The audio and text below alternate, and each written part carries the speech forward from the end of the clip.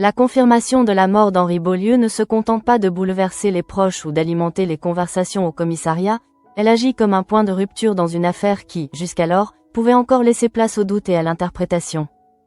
Très rapidement, les éléments réunis par les enquêteurs, croisés avec les conclusions médicales, viennent balayer toute hypothèse d'accident, imposant une réalité bien plus sombre et dérangeante, celle d'un acte volontaire, d'une violence assumée, qui change radicalement la nature même de l'enquête.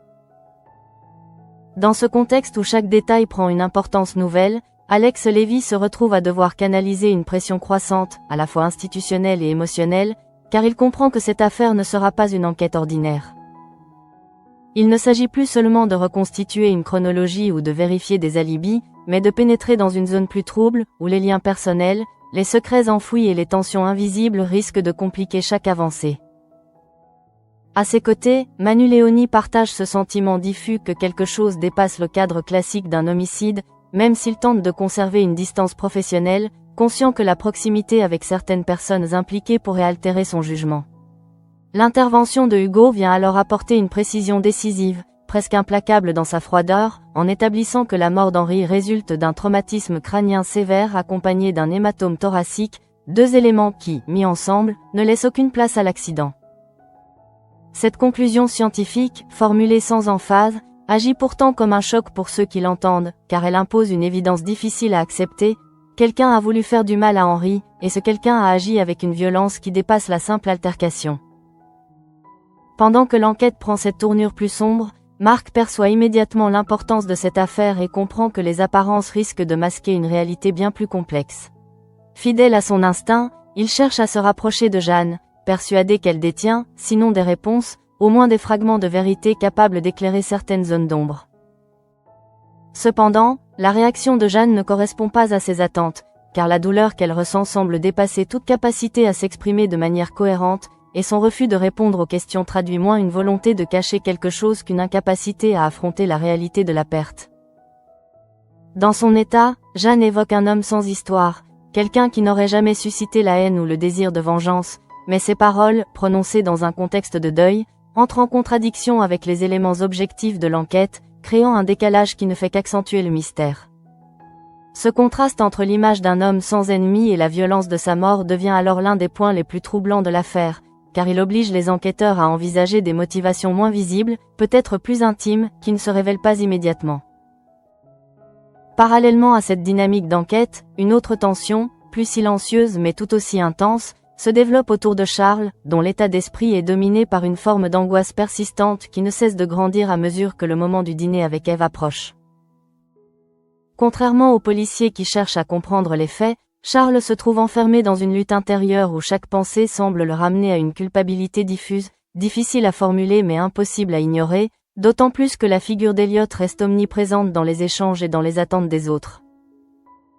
Lorsqu'il confie ses inquiétudes à Muriel, Charles ne parle pas seulement du procès à venir, qu'il redoute comme une épreuve insurmontable, mais aussi de ce sentiment d'épuisement moral lié au fait de devoir maintenir une version des faits qui ne correspond pas entièrement à ce qu'il ressent. Muriel, de son côté, adopte une position pragmatique en lui conseillant de continuer à tenir, à prolonger encore un peu ce mensonge nécessaire, comme si la vérité pouvait être repoussée à plus tard sans conséquence immédiate. Pourtant, loin de l'apaiser, cette perspective renforce chez Charles l'impression d'être pris au piège dans une situation qui lui échappe progressivement.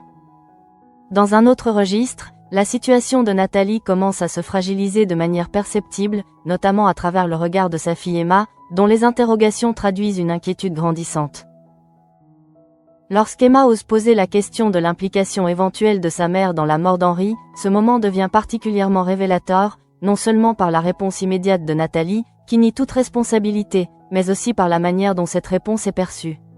Car au-delà des mots, une forme de tension, presque imperceptible, s'installe entre elles, laissant apparaître une fissure dans leur relation. Ce doute, même s'il reste encore fragile et difficile à formuler, agit comme un élément déstabilisant pour Nathalie, qui comprend que la confiance de sa fille n'est plus totalement acquise.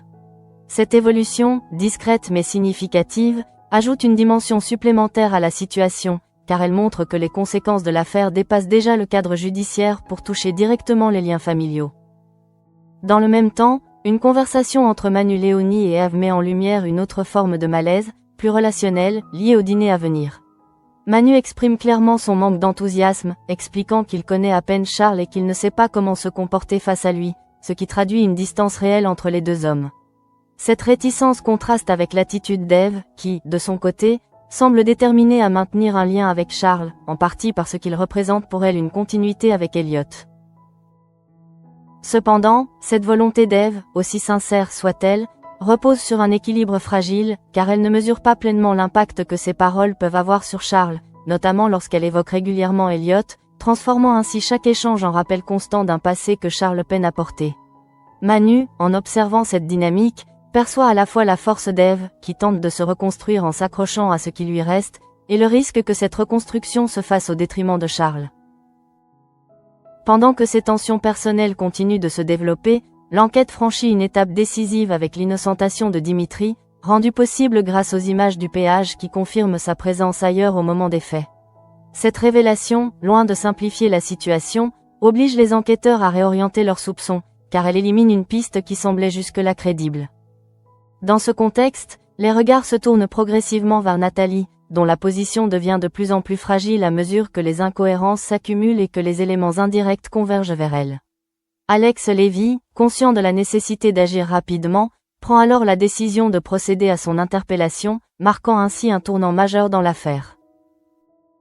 L'arrestation de Nathalie, suivie de son placement en garde à vue, ne constitue pas seulement une avancée dans l'enquête, mais aussi un choc pour ceux qui la connaissent, car elle transforme une suspicion en accusation concrète.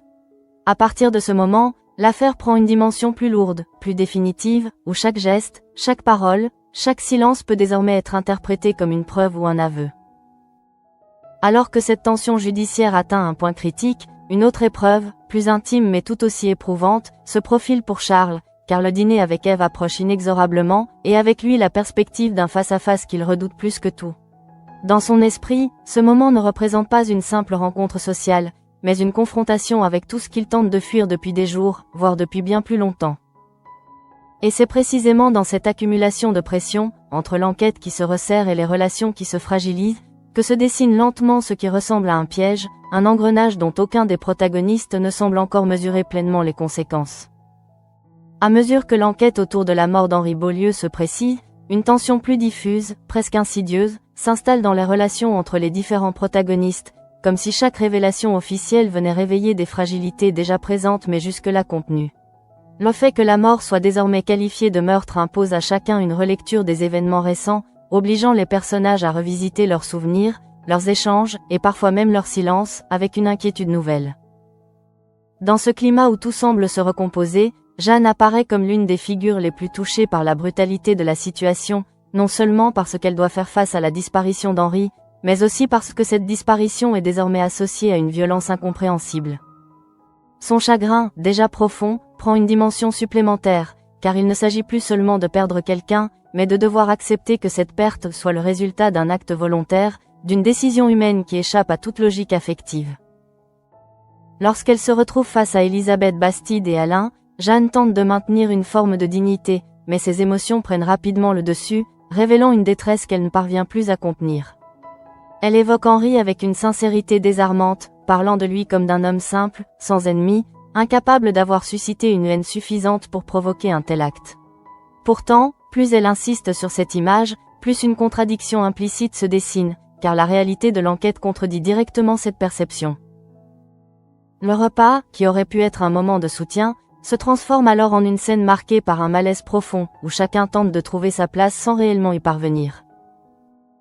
Elisabeth, fidèle à elle-même, cherche à maintenir une certaine normalité en s'accrochant à des détails pratiques, comme le fait d'avoir prévu le repas, révélant ainsi une manière bien particulière de gérer les situations émotionnelles. Alain, quant à lui, oscille entre compassion et perplexité, conscient que les mots qu'il pourrait prononcer seraient insuffisants face à la douleur de Jeanne. Au cours de cette soirée, un appel vient rompre l'équilibre fragile qui s'était installé, apportant une information déterminante. La femme qui s'était rendue chez Henri avant sa mort a été arrêtée. Cette nouvelle agit comme un choc supplémentaire pour Jeanne, qui comprend immédiatement que l'enquête avance dans une direction concrète, mais sans pour autant lui apporter le moindre apaisement. Au contraire, cette avancée renforce son sentiment d'impuissance, car elle ne lui permet pas de comprendre ce qui s'est réellement passé. Dans le même temps, au commissariat, Alex Levy poursuit son travail avec une détermination accrue, conscient que l'arrestation de Natalie constitue une étape importante mais non définitive. Il ne s'agit pas seulement de désigner une coupable, mais de comprendre les circonstances exactes du drame, d'identifier les motivations, et surtout de s'assurer que les éléments réunis sont suffisamment solides pour résister à une analyse approfondie. La garde à vue de Natalie marque un tournant, car elle place cette dernière dans une position où chaque parole devient stratégique, où chaque silence peut être interprété, et où la moindre incohérence risque d'être exploitée.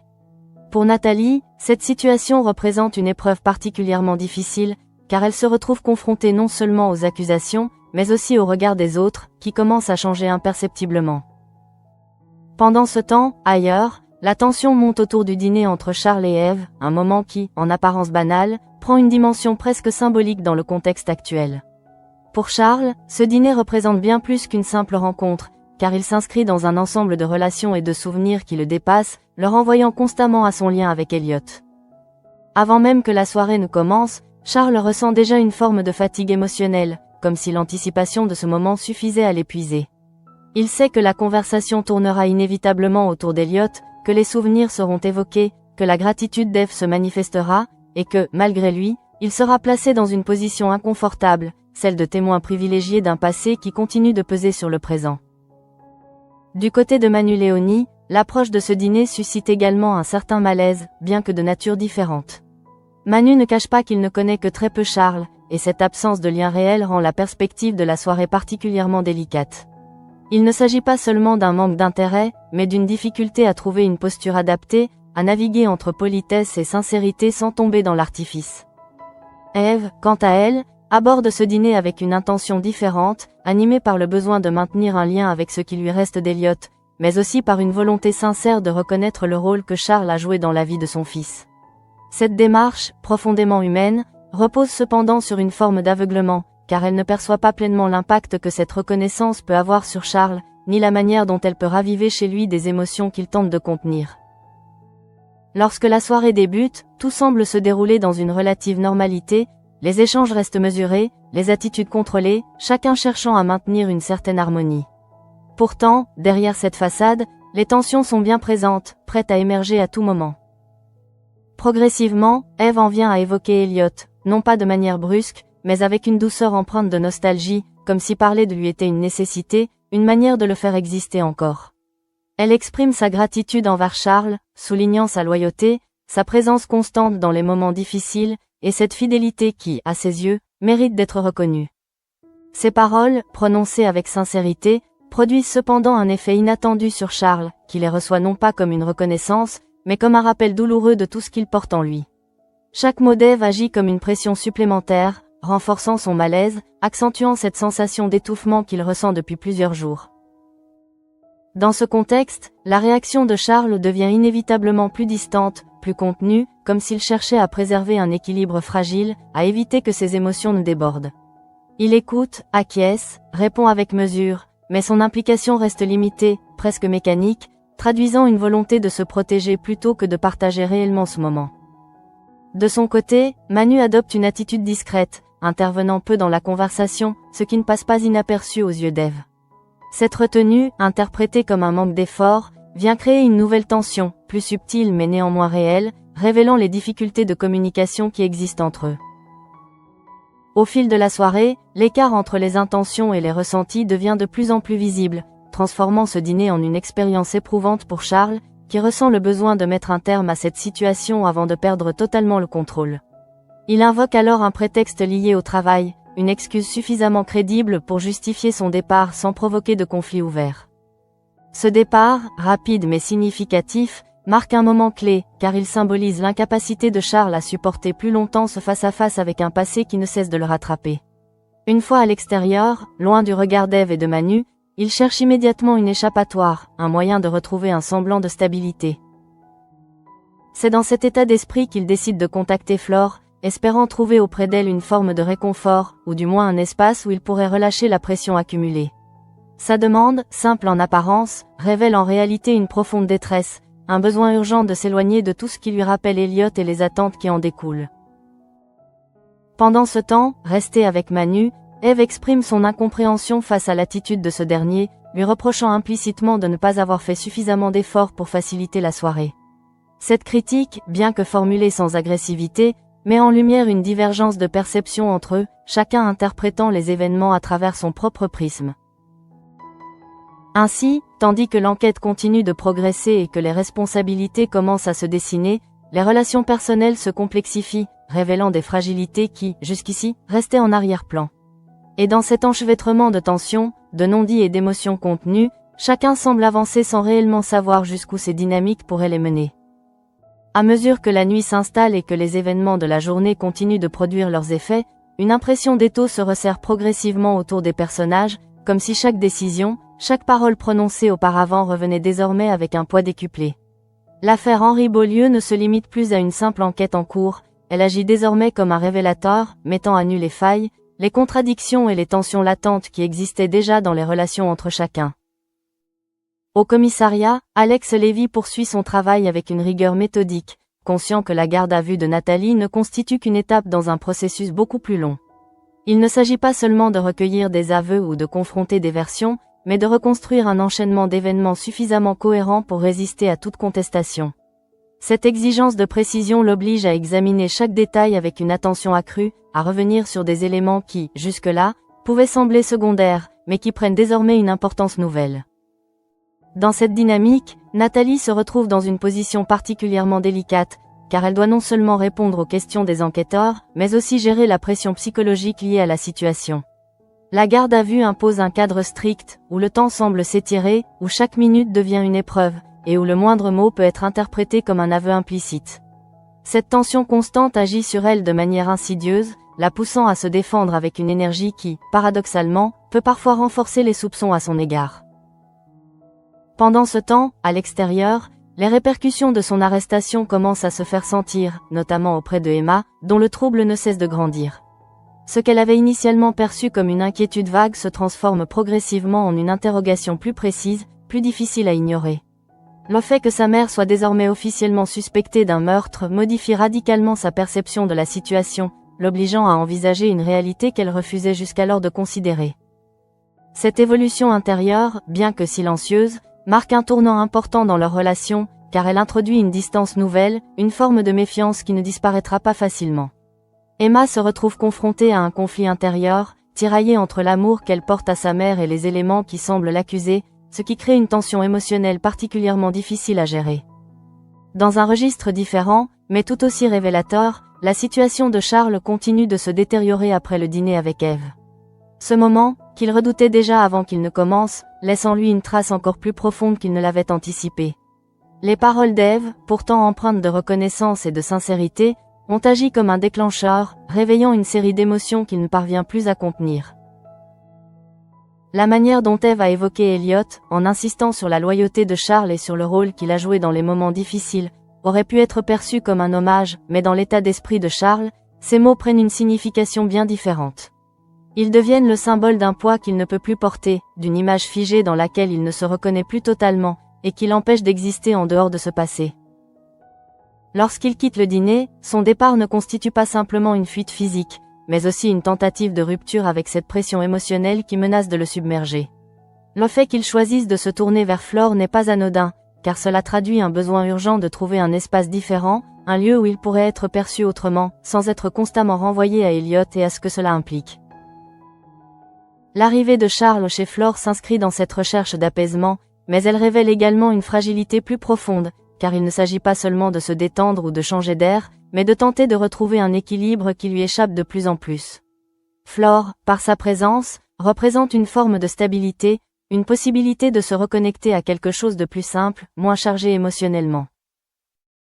Cependant, cette tentative de refuge ne résout pas les tensions qui continuent de peser sur lui, car les questions qu'il évite restent présentes, prêtes à ressurgir à tout moment. La fatigue mentale qu'il ressent ne disparaît pas, elle se transforme simplement, prenant une autre forme, moins visible mais tout aussi pesante. Parallèlement, la réaction d'Ève après le départ de Charles met en lumière une incompréhension persistante, notamment dans son échange avec Manu Léonie. Elle lui reproche implicitement son manque d'implication, estimant qu'il aurait pu faire davantage d'efforts pour faciliter la soirée, ce qui révèle une différence de perception importante entre eux. Manu, de son côté, ne semble pas partager cette analyse, car il considère que la situation elle-même était délicate et qu'il n'était pas en mesure de créer une proximité artificielle avec quelqu'un qu'il connaît à peine. Cette divergence souligne une difficulté de communication, où chacun agit selon sa propre logique sans réellement prendre en compte celle de l'autre, ce qui alimente une tension latente. Dans le prolongement de cette scène, Eve affirme son refus de couper les ponts avec Charles, justifiant cette position par le lien qui les unit à travers Elliot. Cette décision, profondément ancrée dans son besoin de préserver une continuité avec son fils, apparaît cohérente de son point de vue, mais elle ne tient pas compte de l'impact que cette relation peut avoir sur Charles, qui se retrouve malgré lui enfermé dans un rôle qu'il n'a pas choisi. Ainsi, ce qui pourrait être perçu comme un geste de fidélité ou de reconnaissance se transforme, du point de vue de Charles, en une contrainte supplémentaire, renforçant son malaise et son sentiment d'étouffement. Cette asymétrie dans la perception des choses constitue l'un des éléments les plus marquants de la situation, car elle montre à quel point les intentions peuvent être interprétées de manière radicalement différente selon les individus. Pendant que ces tensions relationnelles continuent de se développer, l'enquête sur la mort d'Henri Beaulieu progresse en arrière-plan, créant une toile de fond constante qui influence indirectement le comportement de chacun. Le fait que la vérité ne soit pas encore totalement établie maintient un climat d'incertitude, où chaque hypothèse reste ouverte, et où chaque nouvelle information peut potentiellement bouleverser l'équilibre fragile qui s'est installé. Dans cet environnement marqué par l'instabilité, les personnages évoluent dans une forme de déséquilibre permanent, oscillant entre leurs responsabilités, leurs émotions et les attentes des autres. Rien n'est encore définitivement fixé, mais tout semble déjà en mouvement, comme si les événements en cours n'étaient que le début d'une série de conséquences plus profondes. Et au cœur de cette dynamique, Charles apparaît de plus en plus comme un point de tension central, non pas en raison d'un rôle direct dans l'enquête, mais parce qu'il incarne, à lui seul, la difficulté de se libérer d'un passé qui continue de définir le présent. Sa fuite vers Flore, loin d'être une solution, marque simplement une étape dans un processus plus long, où chaque tentative d'évasion risque de le ramener, tôt ou tard, à ce qu'il cherche à éviter. Au fil des heures, les conséquences de l'arrestation de Nathalie commencent à s'étendre bien au-delà du cadre strict de l'enquête, touchant progressivement l'ensemble des relations qui gravitent autour d'elle. Ce qui n'était encore qu'une suspicion devient une réalité difficile à ignorer, et chacun, à sa manière, se voit contraint de repositionner ses certitudes face à une situation qui ne cesse de se complexifier. Au commissariat, Alex Lévy poursuit les interrogatoires avec une détermination qui traduit à la fois son engagement professionnel et la conscience aiguë de l'importance de cette affaire. Il ne s'agit plus seulement de vérifier des faits, mais de comprendre ce qui a pu conduire à un acte aussi violent, d'identifier les enchaînements qui ont transformé une situation ordinaire en drame irréversible.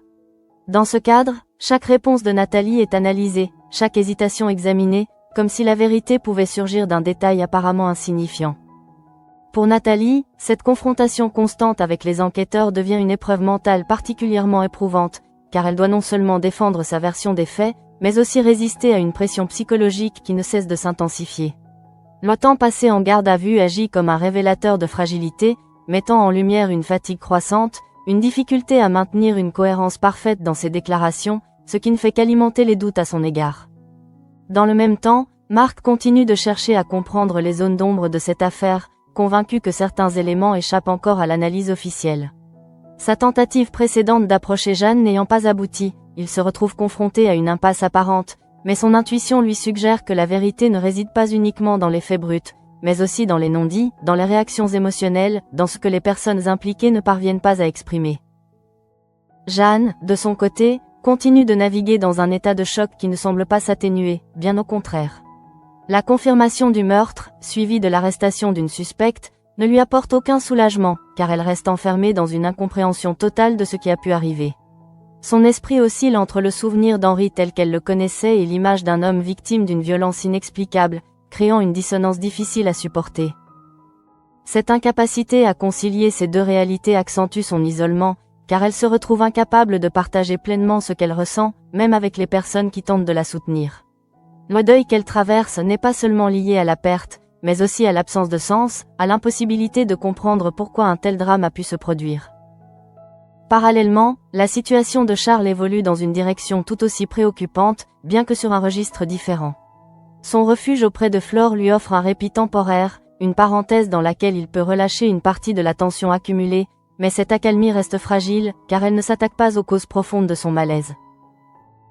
Chez Flore, Charles trouve un environnement moins chargé émotionnellement, un espace où il n'est pas constamment ramené à son lien avec Elliot, ce qui lui permet, au moins momentanément, de retrouver une forme de respiration.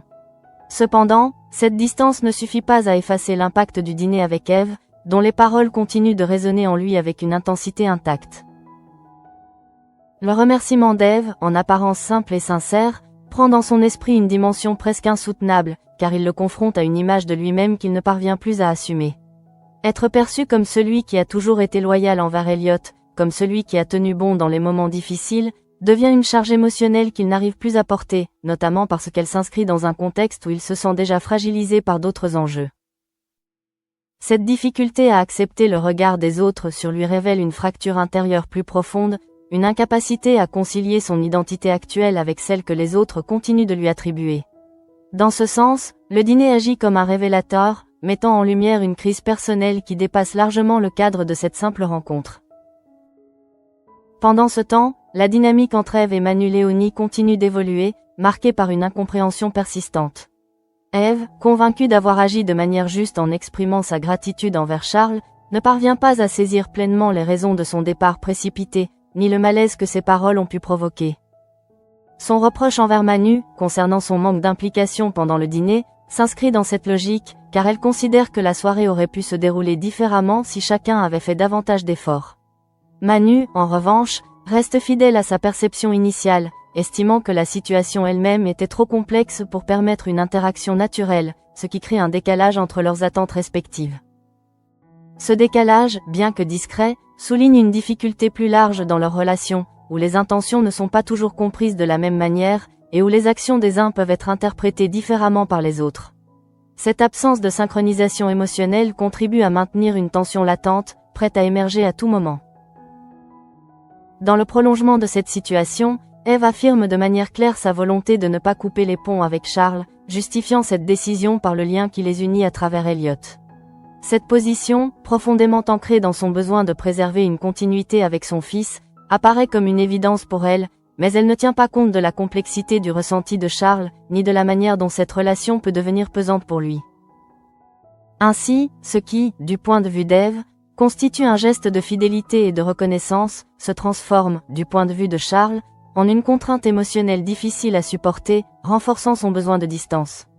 Cette divergence de perception constitue l'un des éléments clés de la situation, car elle montre à quel point les relations humaines peuvent être fragilisées par des malentendus, même lorsque les intentions sont sincères.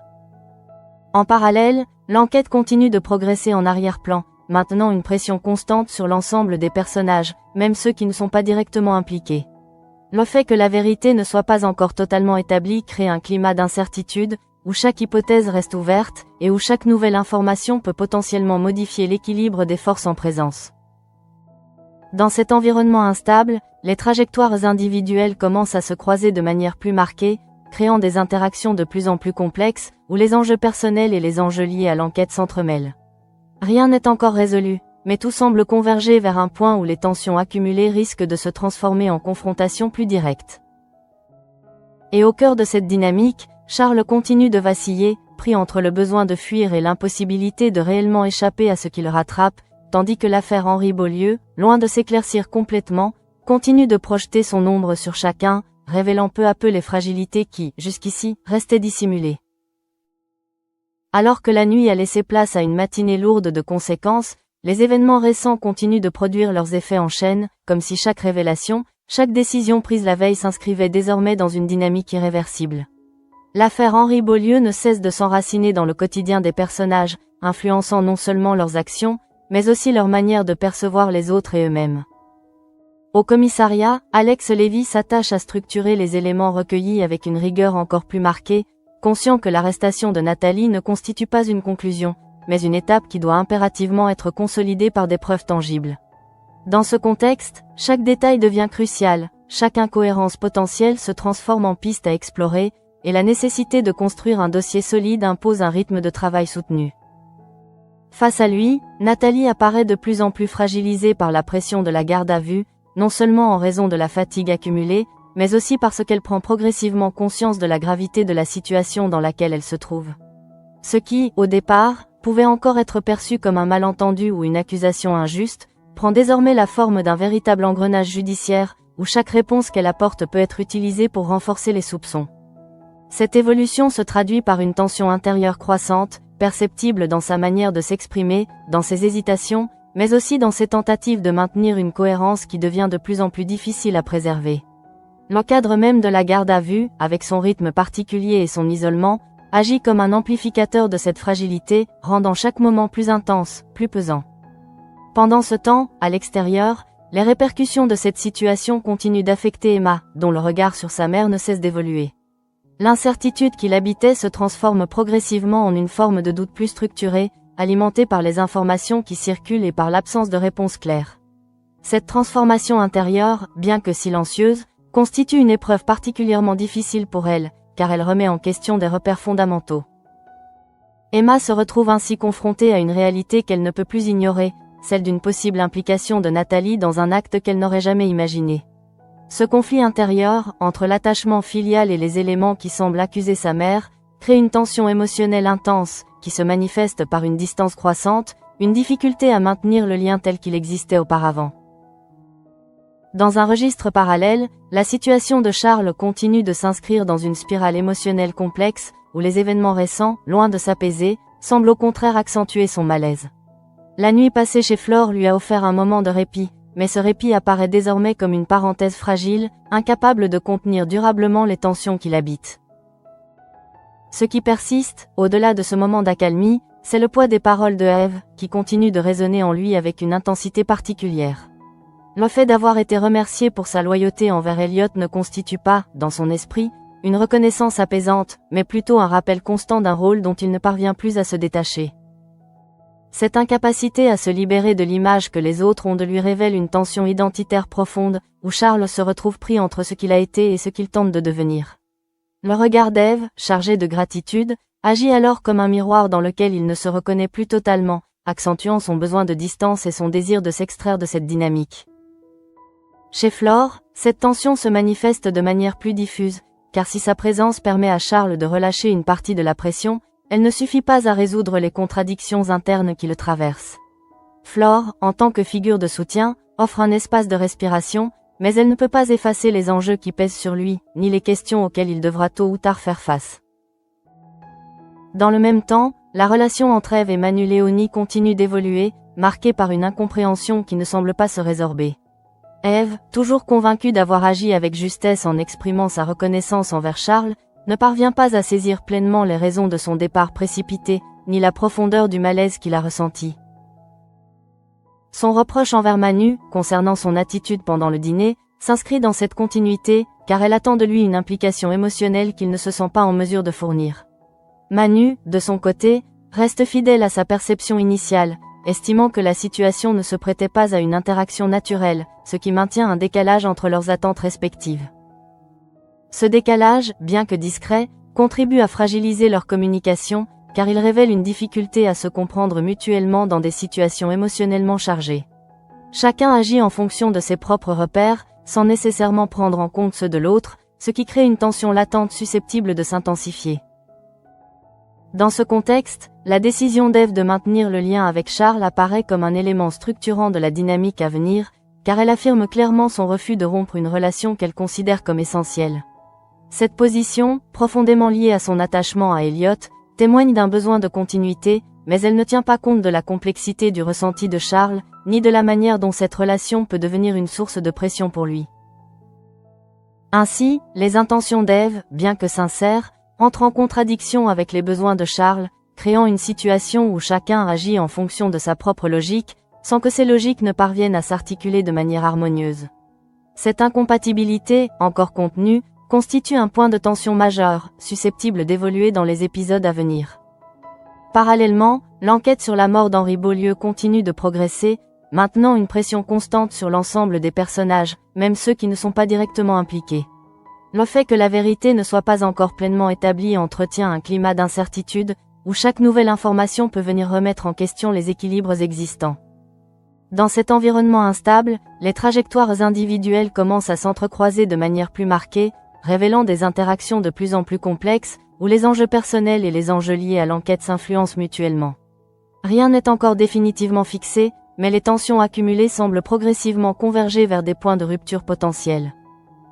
Et au cœur de cette évolution, Charles apparaît comme une figure particulièrement vulnérable, non pas en raison d'un rôle direct dans l'enquête, mais parce qu'il incarne une difficulté plus profonde, celle de se libérer d'un passé qui continue de peser sur le présent. Son refuge temporaire chez Flore, loin d'être une solution durable, ne fait que souligner l'ampleur du déséquilibre qui l'habite, annonçant des développements encore plus intenses à venir. À mesure que la journée avance, une forme de tension diffuse continue de s'installer, comme si les événements récents avaient déclenché un mouvement irréversible dont personne ne parvient encore à mesurer toutes les conséquences. L'enquête autour de la mort d'Henri Beaulieu reste au centre des préoccupations, mais elle agit désormais comme une toile de fond permanente, influençant les comportements, les émotions et les décisions de chacun, même lorsque ceux-ci tentent de s'en détacher. Au commissariat, Alex Lévy s'efforce de maintenir une ligne claire dans une situation qui tend à se complexifier à mesure que les éléments s'accumulent. Il sait que la garde à vue de Nathalie représente une étape déterminante, mais il est également conscient que cette étape ne suffira pas à elle seule à établir une vérité incontestable. Dans ce contexte, son travail consiste à consolider les faits, à croiser les témoignages, à éliminer les incohérences, afin de construire une version des événements qui puisse résister à l'examen le plus rigoureux. Face à cette exigence, Nathalie se trouve dans une situation de plus en plus difficile à soutenir, car la pression qui s'exerce sur elle ne cesse de croître. La fatigue, l'isolement et l'incertitude quant à l'issue de la procédure créent un état de fragilité qui se manifeste dans sa manière de réagir, dans la façon dont elle formule ses réponses, mais aussi dans les silences qu'elle laisse s'installer. Chaque moment passé en garde à vue devient une épreuve supplémentaire, un espace où le temps semble suspendu, où l'attente devient aussi lourde que les accusations. À l'extérieur, les répercussions de cette situation continuent de se faire sentir, notamment dans l'esprit de Emma, qui se retrouve confrontée à une réalité de plus en plus difficile à accepter. Ce qui, au départ, relevait d'une inquiétude diffuse s'est transformé en une interrogation profonde, alimentée par les informations qui circulent et par l'absence de certitude rassurante. Emma se retrouve ainsi dans une position délicate, où elle doit composer avec un doute qui ne cesse de grandir, remettant en question l'image qu'elle avait de sa mère. Cette évolution intérieure, bien que discrète, marque une rupture importante, car elle introduit une distance émotionnelle qui n'existait pas auparavant. Le lien de confiance, autrefois évident, devient plus fragile, soumis à des interrogations qui risquent de laisser des traces durables, quelle que soit l'issue de l'enquête. Dans un autre registre, la situation de Charles continue de se détériorer de manière plus insidieuse, car les événements récents ont laissé en lui une empreinte qui ne s'efface pas. Le dîner avec Ève, loin d'être un simple moment difficile, s'est transformé en une expérience profondément marquante, dont les répercussions se font encore sentir. Les paroles d'Ève, en particulier celles qui évoquent sa loyauté envers Elliot, continuent de résonner en lui comme un écho persistant, difficile à faire taire. Ce qui, pour Ève, constituait une reconnaissance sincère, se transforme, du point de vue de Charles, en une forme de pression émotionnelle, renforçant son sentiment d'être enfermé dans une identité qui ne lui permet plus d'avancer. Chez Flore, Charles tente de retrouver un équilibre, mais cette tentative reste fragile, car elle ne repose que sur un éloignement temporaire des sources de tension. Flore, par sa présence, offre un espace de calme relatif, un lieu où Charles peut se poser sans être immédiatement confronté à ses contradictions, mais elle ne peut pas effacer les questions qui continuent de l'habiter.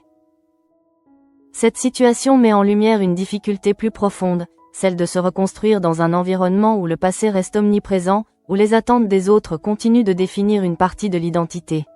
Pour Charles, cette difficulté se traduit par une forme d'épuisement, une fatigue mentale qui ne cesse de s'accentuer à mesure qu'il tente de maintenir une cohérence entre ce qu'il ressent et ce que les autres attendent de lui. Pendant ce temps, la relation entre Ève et Manu Léonie reste marquée par une incompréhension persistante, qui ne semble pas trouver de résolution immédiate. Ève, fidèle à son besoin de maintenir un lien avec Charles, ne parvient pas à percevoir pleinement le malaise que cette relation peut générer, tandis que Manu, de son côté, reste attaché à une approche plus distanciée, considérant que certaines situations ne peuvent pas être forcées.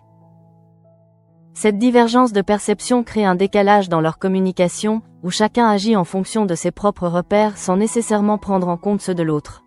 Ce décalage, bien que subtil, contribue à maintenir une tension latente, susceptible de s'intensifier à mesure que les événements évoluent.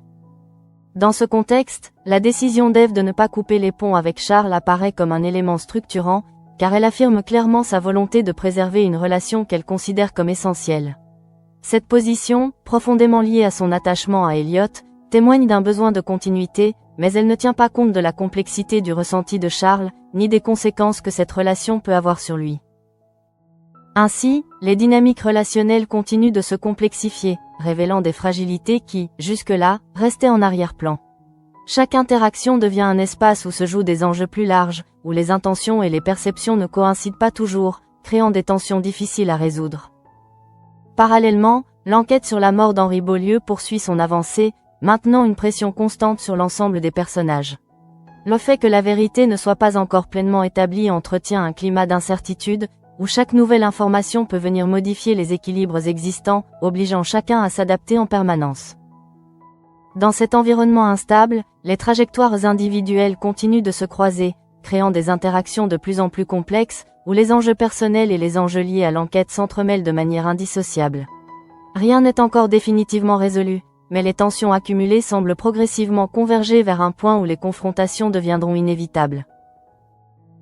Et au cœur de cette dynamique, Charles reste une figure particulièrement exposée, non pas en raison de son implication directe dans l'affaire, mais parce qu'il incarne une difficulté plus universelle, celle de se libérer d'un passé qui continue de peser sur le présent. Sa tentative de trouver refuge chez Flore, bien qu'elle lui offre un répit temporaire, ne fait que souligner l'ampleur du déséquilibre qui l'habite, laissant présager des développements encore plus intenses dans la suite des événements. À ce stade, les trajectoires individuelles, longtemps parallèles, semblent désormais converger vers un point de tension où chaque choix, chaque silence, chaque émotion non exprimée risque de produire des conséquences irréversibles. L'affaire Henri Beaulieu, qui aurait pu rester une simple enquête criminelle, s'est transformée en un catalyseur, révélant les failles les plus profondes de chacun, exposant des vérités que certains auraient préféré laisser enfouies. Au commissariat, Alex Lévy observe l'évolution de la situation avec une lucidité croissante, conscient que l'arrestation de Nathalie ne constitue pas encore une conclusion définitive. Il sait que derrière les apparences, des zones d'ombre subsistent, et que la solidité du dossier dépendra de sa capacité à relier les éléments entre eux avec une cohérence irréprochable. Cette exigence l'oblige à maintenir une vigilance constante, à ne céder ni à la précipitation ni à la pression extérieure. Pour Nathalie, cette attente devient presque insoutenable, car elle se retrouve suspendue à une issue qu'elle ne maîtrise pas, enfermée dans une situation où chaque minute semble peser davantage. La garde à vue, au-delà de son aspect procédural, agit comme une épreuve intérieure, confrontant Nathalie à ses propres limites, à ses peurs, mais aussi à la manière dont elle est désormais perçue par les autres. Ce regard extérieur, chargé de suspicion, transforme son identité, la faisant basculer du statut de personne ordinaire à celui de suspecte, avec tout ce que cela implique. À l'extérieur, Emma continue de porter en elle un conflit émotionnel difficile à résoudre, oscillant entre le besoin de croire en l'innocence de sa mère et l'impossibilité d'ignorer les éléments qui semblent l'accuser. Ce tiraillement intérieur, loin de s'apaiser, s'intensifie à mesure que l'affaire progresse, créant une distance émotionnelle qui, même silencieuse, modifie profondément leur relation. Dans ce contexte, chaque interaction, chaque souvenir partagé avec Nathalie est reconsidéré à la lumière des événements récents, comme si Emma cherchait, malgré elle, des signes qui pourraient confirmer ou infirmer ses doutes.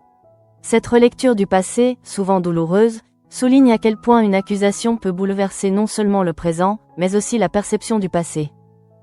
Parallèlement, la situation de Charles atteint un point de fragilité particulièrement marqué, car les tensions accumulées finissent par créer une forme de saturation émotionnelle.